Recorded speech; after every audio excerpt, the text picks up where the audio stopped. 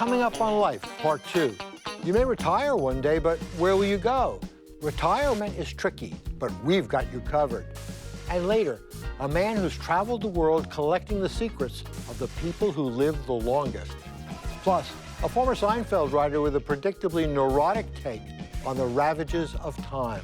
All coming up on Life, Part 2. Major funding for Life Part 2 was provided by the Atlantic Philanthropies, engaging many to improve the lives of and achieve health and economic security for older adults. And by MetLife Foundation, celebrating the wisdom, talent, and experience of older adults. MetLife Foundation proudly supports Life Part 2.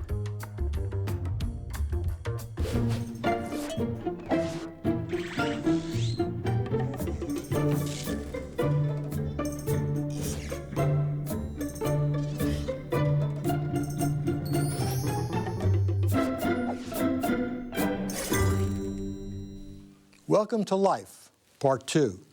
I'm Robert Lipsyte, and I want to age in place. My wife Lois and I recently renovated our house, and instead of building up, we added a master bedroom on the ground floor. The bathtub has a handrail. We're hoping to live as long as my father did, and at home. My mom died at 90 in a nursing home, a nice one, but still a padded warehouse. Dad, at 94, had tried to take care of her at home, but it became too difficult and eventually too expensive. America doesn't always make it easy to do the best thing. After Mom's death, Dad insisted on living in the house alone. He grudgingly allowed my sister and me to hire a former nurse to drop by 2 afternoons a week, tidy up, and cook some meals. Dad did his own shopping and paid his utility bills in person so he could chat up the clerks.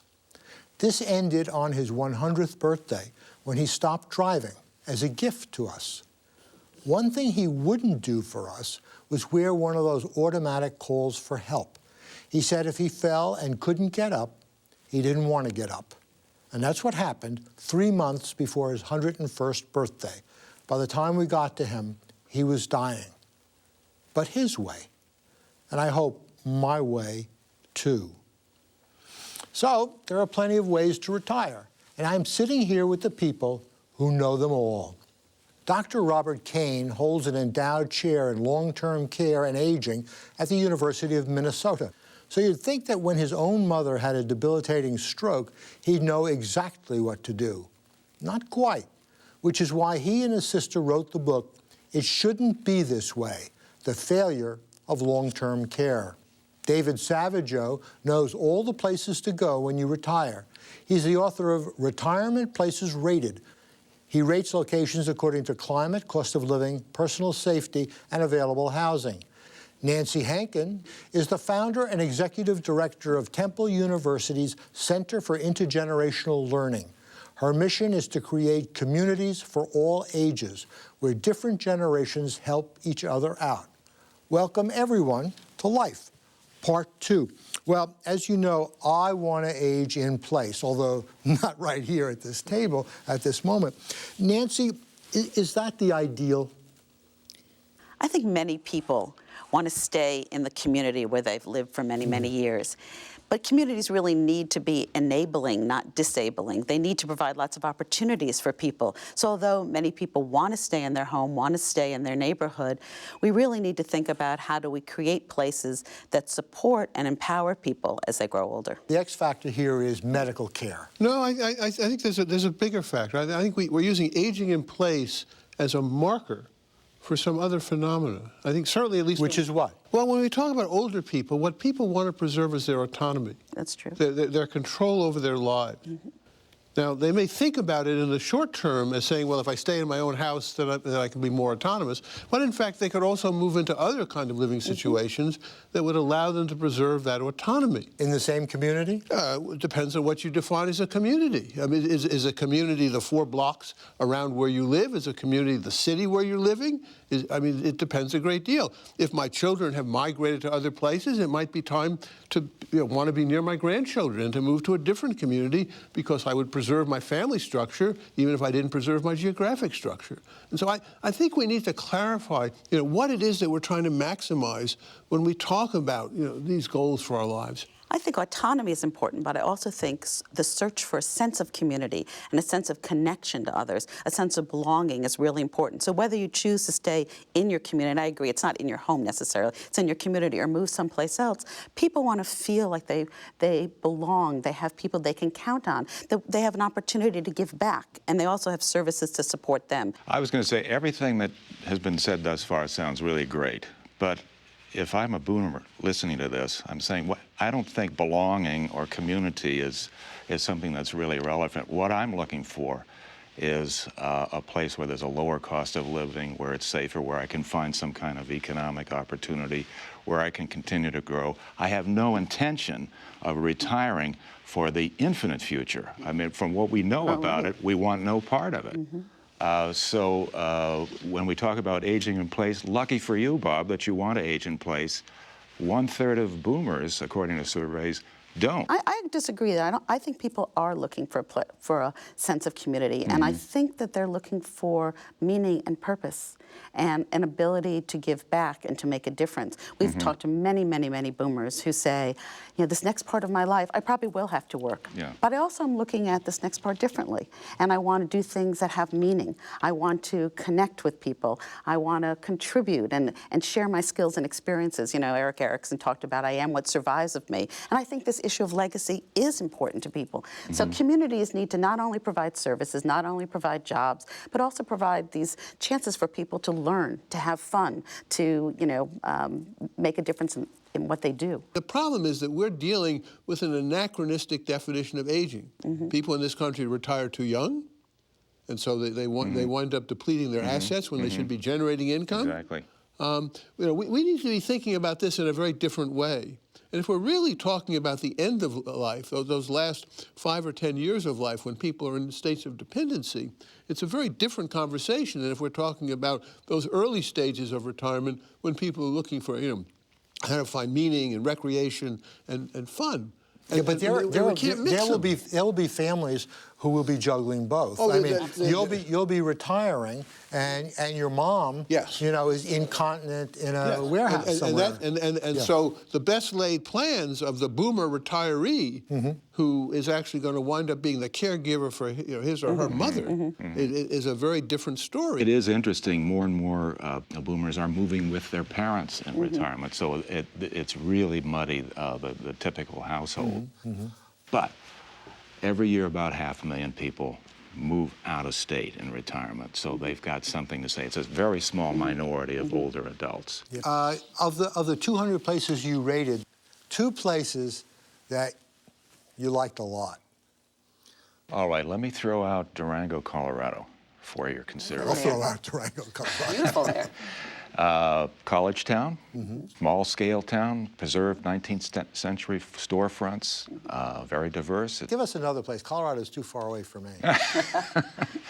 All right, I'm going to throw out something that would really, I think, go against the grain. Iowa City, Iowa. Medical school, world-class hospital, Writing college workshop. town, That's right. writing workshop. You have filmmakers, you have everyone gets along on bicycles, public transportation to the university. They can use the exercise facilities of the Hawkeyes, and they're part of the community. It's just a great place. At what age should we start inching towards Iowa City? I think get in while the going is good. The mobile retired really are in their late 50s. The people they've settled in their new community, and then tend to live until one spouse dies, which is a typical pattern, and the remainder returns home, unless they're in a great community like Iowa City, where they stay. Yeah, no, hold on to that thought, Nancy. I mean, how easy is it to go to Iowa City or Durango, Colorado, and insinuate yourself into a place where you can be with children, be with people your own age, be with older people? I think you can do this either in the community you're in, or if you move to a place like Durango or Iowa City. There are so many opportunities for people to be mentors, to be tutors in schools, to work with nonprofits, and to help them achieve their mission. You have to want to do this, though. Number one, you have to be motivated, understand that kind of contributing and finding meaning is a part of life and will contribute to your own well-being. It's about that interconnectedness that's so important and feeling like your life has meaning. Yeah, but be careful, because volunteering is simply unpaid work. I mean, No, and that's what I wanted to say. It's about being productive. I think people need to be productive. Some of it's work for pay, and I think more and more of us are going to have to work longer with pay. When I talk about retirement, I'm saying you leave your primary career behind and strike out for something else. And in many cases, it means a job. Now, some people find that the local economy isn't such that the opportunities aren't that great. They could move to areas which are doing well and find opportunity in, let's say, services or retail trade or as in part-time or seasonal work, and retire at the same time. So that's one thing that drives people from, say, a place in the Great Lakes or the Northeast to other areas of the country. Just a better economy. Well, you've told me exactly what to do. As long as my health holds out, I can go to one of your 200 places and I can wait tables for all those boomers. Thank you so much for joining us on Life Part 2. Dan Buettner is an adventurous guy. For one thing, he's crossed almost every continent on a bicycle. More importantly, for our purposes, he sought out the oldest people in the world and studied them. Dan's report on epicenters of longevity was a National Geographic cover story and a finalist for the National Magazine Award. For his book, Blue Zones, he returned to Costa Rica, Okinawa, Sardinia, and Loma Linda, California, to learn more about what these centenarians have in common. Dan, welcome to Life Part 2. Broadly, and then we're going to get into details in a moment, but broadly, what were the overarching similarities that you found in these forts? Yes, we found 9 common denominators. And it turns out that longevity is a sum of a number of small things. There's no one silver bullet, and if somebody tells you there is, don't buy it. They tend to eat a plant-based diet. It's not necessarily organic food, but you see over and over people eating legumes, people eating nuts, people eating plants. They tended to be religious, belonged to a faith-based community. They had a very clear sense of purpose. They took time to downshift. And while there was no diet per se, they did have little strategies to keep from overeating day in and day out. But almost everything they do is transportable, and there's examples of it today in our world. They tend to live in very walkable communities. And you look at rural America, for example, 60% of everybody in rural America are either overweight or obese. That's very bad for longevity. You look at New York City, you look at the body type of New York City is a very walkable community. So you see very clear parallels to what we're seeing in Blue Zones to what's going on in our world. It's just what you choose. Which immediately seems so counterintuitive that New York City could be closer to a blue zone than Appalachia. But then there's other things that knock years off their life. I mean, I think stress and worry and hurry are very bad for us. I think you're going to find increasingly when it comes to longevity the effect of chronic inflammation. It's tied to every major age-related disease there is. Every time you feel anxious and worried, it triggers this inflammatory response, which floods your blood system with hormones that wreak havoc on your joints, makes it more likely you're going to get arthritis, wrinkles your skin, makes it more likely you'll get heart disease. Let's talk about downshifting. You mentioned this a couple of times now, not to hurry. I mean, that seemed to me one of the key things that you could operate on immediately is try to slow yourself down. Yes. What would be some of the ways that I could do this? Well, if you look in Blue Zones in Okinawa, for example, was meditation. And the meditation took the form of ancestor veneration, this 15 minutes a day of remembering where you came from. The Sardinians were Catholic, and prayer was a big part of their daily routine, that 15 minutes. Costa Ricans took a nap. But the siesta, the traditional siesta? Their version of a traditional siesta, yes. But I believe something as simple as happy hour. is an ideal. Drinking? Well, actually, moderate drinkers outlive their teetotaling counterparts. So, I mean, 1 or 2 drinks a day is better for your longevity than no alcohol. And you could do it at half price at Happy Hour. Right, yeah. And you build your social circle. You de-stress somewhat. And if you're eating nuts, we're big believers in nuts. Blue zones, that's another longevity. And you talk about living space, that you can, create a living room, a bedroom, whatever it is, to move more. Yeah. The average American burns fewer than 100 calories a day engaged in exercise. So as you look for ways to get Americans less obese and therefore living longer, trying to sell exercise programs isn't working. It's just not. But if you can deconvenience your home, if you can get rid of the garage door opener, get rid of the remote, do 9 or 10 small things, you could easily burn 100 or 200 extra calories a day without even thinking about it. So what we talk about in Blue Zones is not so much behavior modification as setting up your environment so the right behaviors ensue. And food, other than nuts and beans. Do you eat meat? I eat it sparingly. I think the idea when it comes to meat is to think of it as a celebratory food or to think about it as a condiment. Thomas Jefferson referred to meat as the condiment on his plate. And you see this in all Blue Zones. It's in Okinawa, it's Lunar New Year. They'll butcher their pig and they'll have one big feast. The Sardinians tended to have it on Sunday after church. But otherwise, it was plant-based. Speaking of Thomas Jefferson, my father always said to me that you should leave the table a little bit hungry. And he died 3 months before his 101st birthday. Wow.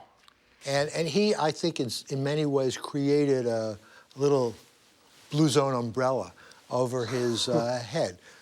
It was quiet. He was constantly physically active to the last day. Everything that he did was in moderation. And one thing that drove us crazy was that when the emotional stress level rose, especially when we were teenagers growing up, he walked away. He went into another room. Smart man. He didn't engage emotionally. What do you think about that?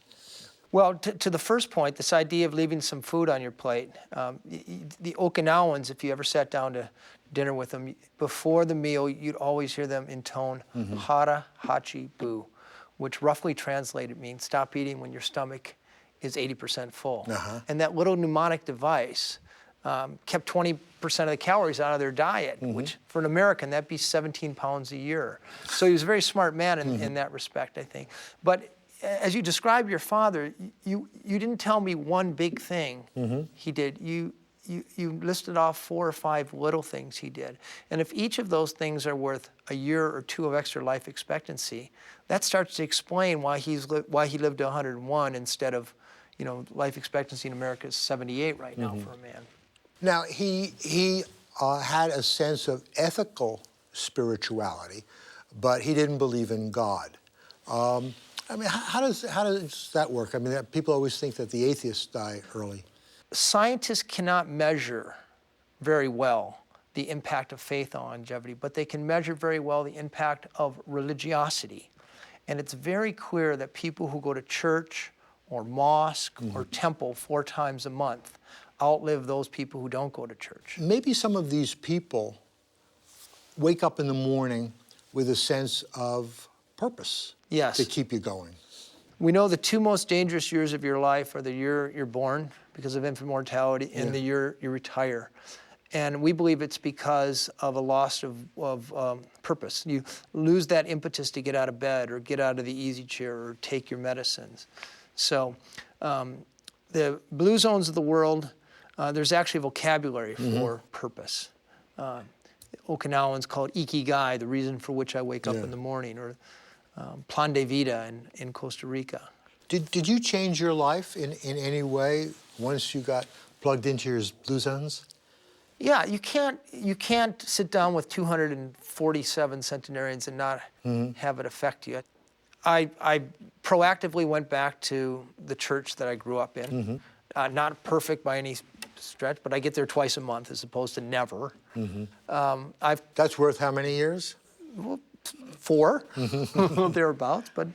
But I've taken up regular low-intensity physical activity. I used to be a maniac cyclist, and now I do things like yoga, walking. How old are you? I'm 104. Uh-huh. No, You look wonderful, Dan. Yeah, see, it works. How old are you? I'm 48. Oh, so you're almost halfway there, right? Well, we'll see. Yeah. I may only be a third. In Blue Zones, it seemed that a lot of the centenarians you talked to had kind of edgy, sardonic senses of humor.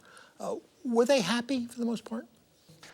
Yes, I think there's a very clear correlation. The effect of unhappiness on your longevity is roughly equivalent to a smoking habit. About 8 years life expectancy change. What about the stereotype of the grumpy old man, grumpy old woman? I can only tell you from a population of 240 plus centenarians, I can count the grumps on 2 hands. There wasn't a grump in the bunch, actually. You've given us a lot of good tips as individuals about how to give ourselves some extra years. What about the possibility of constructing some version of Blue Zone communities in America? Do you think that makes any sense? I actually just got funding from AARP to do that very thing. We're taking Blue Zone's principles and we're applying it to a small American town in Minnesota. And the focus of it is to change their environment, making their communities more walkable, helping them engineer their social circles so they tend to be around people who encourage the right behaviors. We know that's very powerful. Setting up their homes so that the right physical activity and the right eating ensues, and then working on this inner self, so teaching sense of purpose. Well, if you decide to put in a public television station, I'm in your Blue Zone, Dan. Thank you so much for joining us on Life. It was a delight. Part 2. Thank you. Tom Leopold began his career in show business as a child actor on Gunsmoke and went on to Laverne and Shirley and other classic TV shows. His producing and writing credits include Cheers and Seinfeld. His third novel is Milt and Marty, the longest-lasting and least successful comedy writing duo in showbiz history. But it wasn't until the death of a show business legend that Tom Leopold began to truly confront the rigors of aging. You know, when Frank Sinatra died, I thought, man, this can happen to anyone. It hadn't really hit me before, and now I'm even older than Frank was when he made Von Ryan's Express, although I'm, thank God, still younger than Frank Sinatra Jr., but for how much longer? It isn't dying so much that scares me, it's the fear of showing any signs of age. And let's face it, that's bound to happen to me sometime. I don't know why I should have such a thing about my lost youth. I have a wonderful family, a full life, and I'm as proud as any baby boomer to be part of America's 50th greatest generation. Neurosis just runs in my family. My mother, who's pretty hypochondriacal, read this article about how people who win the Academy Award for Best Actor live 7 years longer than anybody else. And then she insisted I get her an agent. I said to her, Mom, you're 80 years old, you're pushed around by an angry Jamaican nurse, and you have no show business experience. An Academy Award, aren't you putting the bar just a scotch high? And she thought for a second, and she said, maybe I could just present. My daughters put me on Facebook for some reason, and all of a sudden, all these people I went to high school with started sending me pictures of themselves. It's like I downloaded the cast of Cocoon. And I'm not saying that, I'm that great, but, I try to stay thin with the nice and the clothes and the thing. But some things you just can't do anything about. Like after a certain age, your pants just naturally begin to creep up below your nipples when you sit, and there's no surgery for that. But thank God, my memory is as strong as ever, better than it ever was, really. A lot of people are not that fortunate. So when I get really down, there's a poem I like to recite to myself. It's called I Have a Rendezvous with Death. It always cheers me up, and maybe it'll help you. It goes like this. I have a rendezvous with death.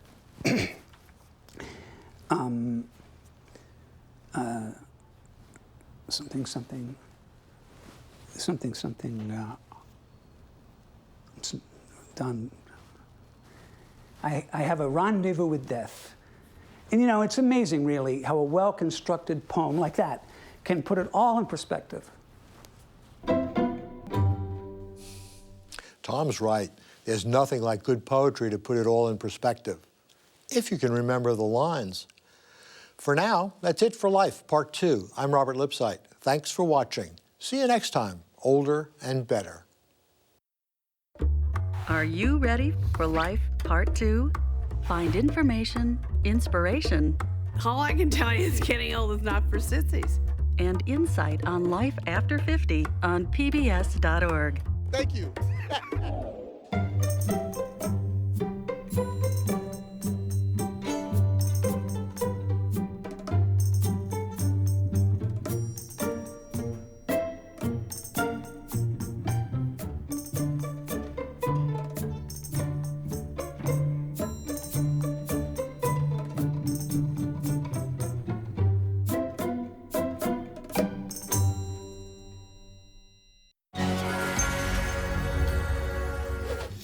Major funding for Life Part 2 was provided by the Atlantic Philanthropies, engaging many to improve the lives of and achieve health and economic security for older adults. And by MetLife Foundation, celebrating the wisdom, talent, and experience of older adults. MetLife Foundation proudly supports Life Part 2.